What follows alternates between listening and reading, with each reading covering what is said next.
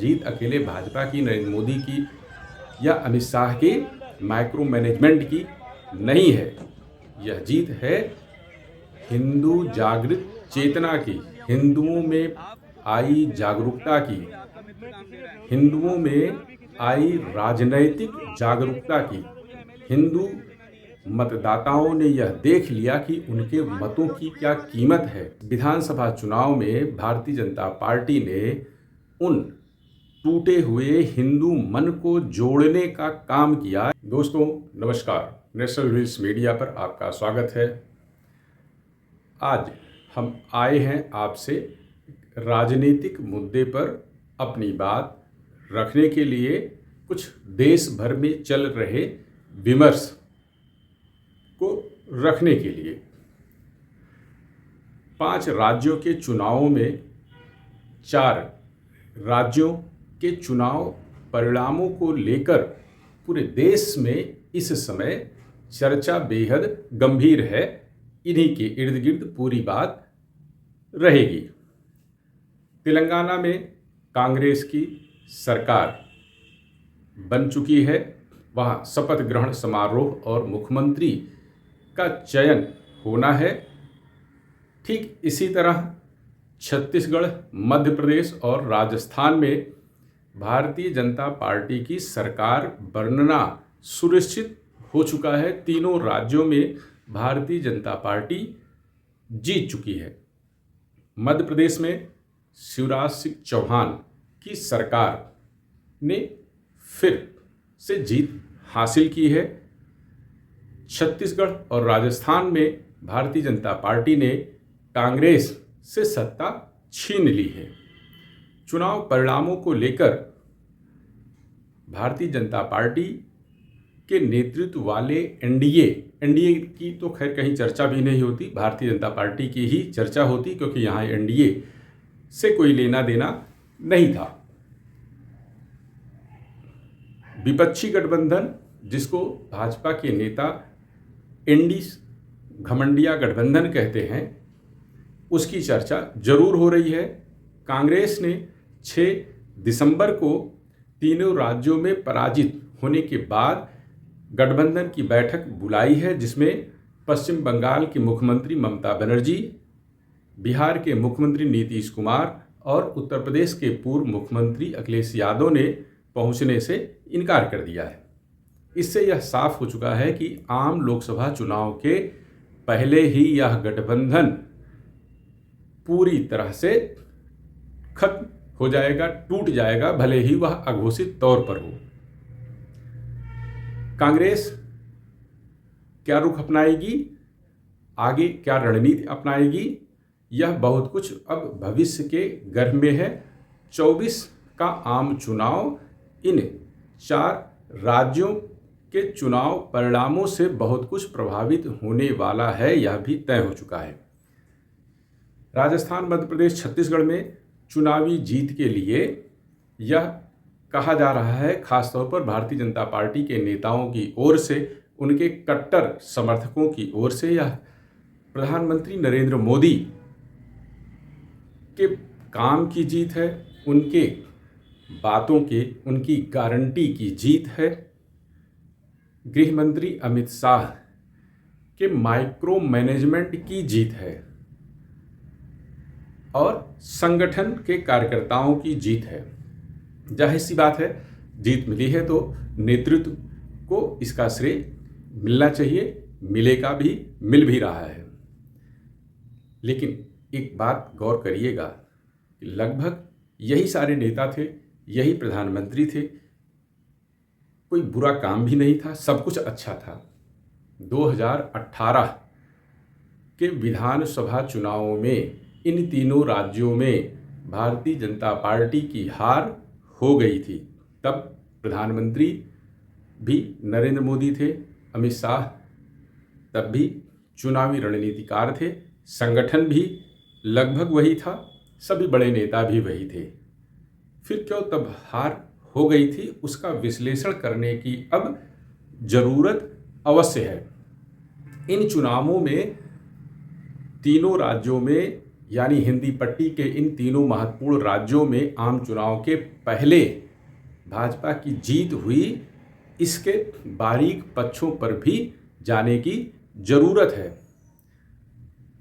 प्रधानमंत्री नरेंद्र मोदी की अगुवाई में भाजपा की जीत हुई, इससे किसी को इनकार नहीं हो सकता, मुझे भी नहीं है। लेकिन यह विशुद्ध रूप से भाजपा की ही जीत नहीं है, यह कहने में मुझे कोई संकोच नहीं है। यह जीत है जिसे व्यक्तिगत तौर पर मैं अकेले नहीं, मेरे जैसे लाखों लोग हैं जो यह मानते हैं कि यह जीत अकेले भाजपा की, नरेंद्र मोदी की या अमित शाह की माइक्रो मैनेजमेंट की नहीं है। यह जीत है हिंदू जागृत चेतना की, हिंदुओं में आई जागरूकता की, हिंदुओं में आई राजनैतिक जागरूकता की। हिंदू मतदाताओं ने यह देख लिया कि उनके मतों की क्या कीमत है। सत्ता रहने के दौरान और सत्ता न रहने के दौरान भारतीय जनता पार्टी हिंदू मतदाताओं की अगुवाई करता है, इसलिए जाहिर सी बात है वह लीड में है। हिंदू मतदाताओं की राजस्थान में अशोक गहलोत सरकार के दौरान क्या स्थिति थी, यह किसी से छिपी हुई नहीं है।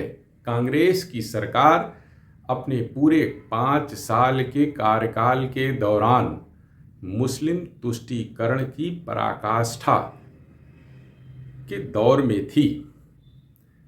ऐसी तमाम घटनाएं हुई, कन्हैयालाल की हत्या समेत, जिनसे हिंदुओं को बुरी तरह से तोड़ा।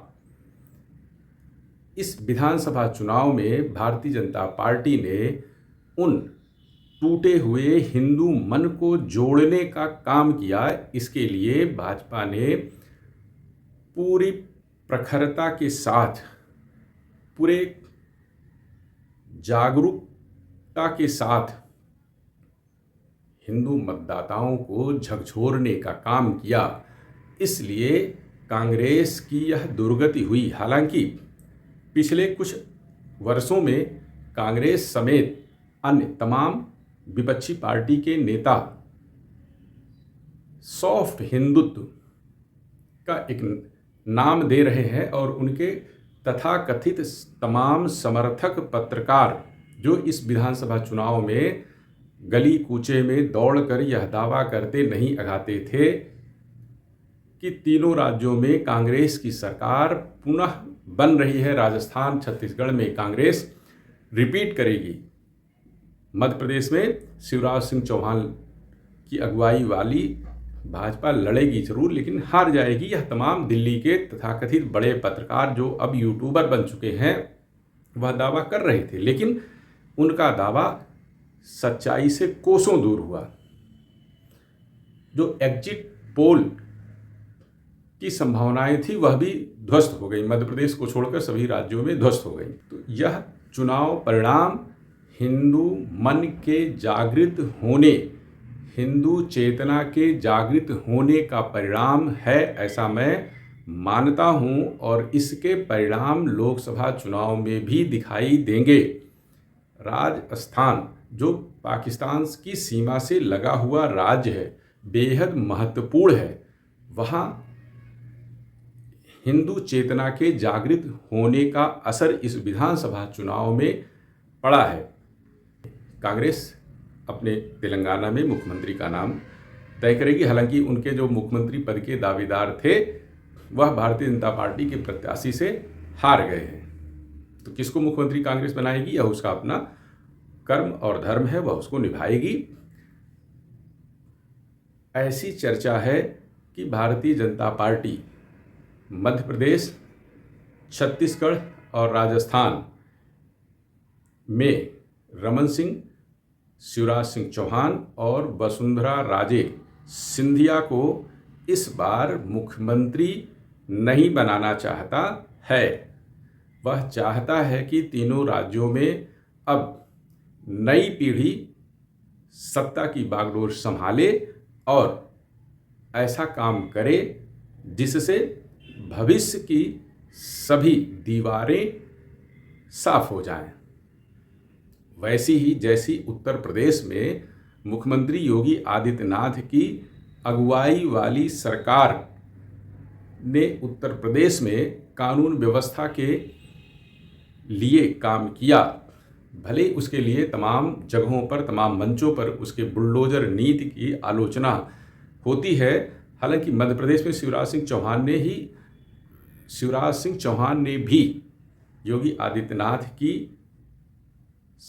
देखा देखी बुलडोजर को सड़कों पर उतारा और उसका चुनाव परिणामों पर असर भी पड़ा। राजस्थान में भी बुलडोजर का असर पड़ेगा।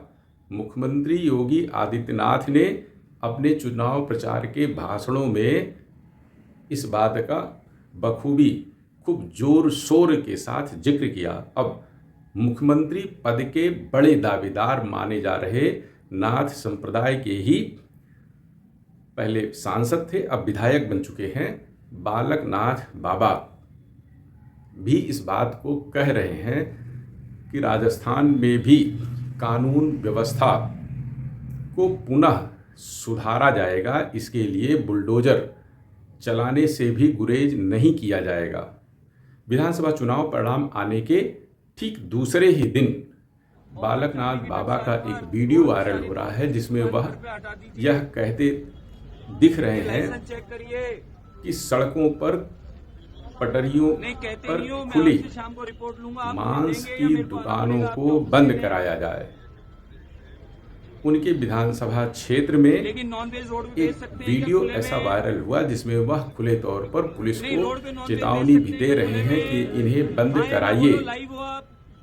लोगों के सामने भी उन्होंने पुलिस अफसरों को फ़ोन किया और उस फ़ोन को सबको सुनाया, उस कॉल को सबको सुनाया और पुलिस को साफ तौर पर कहा भी कि आप इन्हें बंद कराइए। खुले में बगैर लाइसेंस मुर्गा बकरे के काटने वाली दुकानें अब नहीं चलेंगी, इन्हें बंद करना होगा। यह वीडियो मैं आपको दिखा भी रहा हूँ, वीडियो आप देखिए और अनुमान लगा लीजिए कि अब राजस्थान में उत्तर प्रदेश का बहुत कुछ असर दिखने जा रहा है। नमस्कार, धन्यवाद।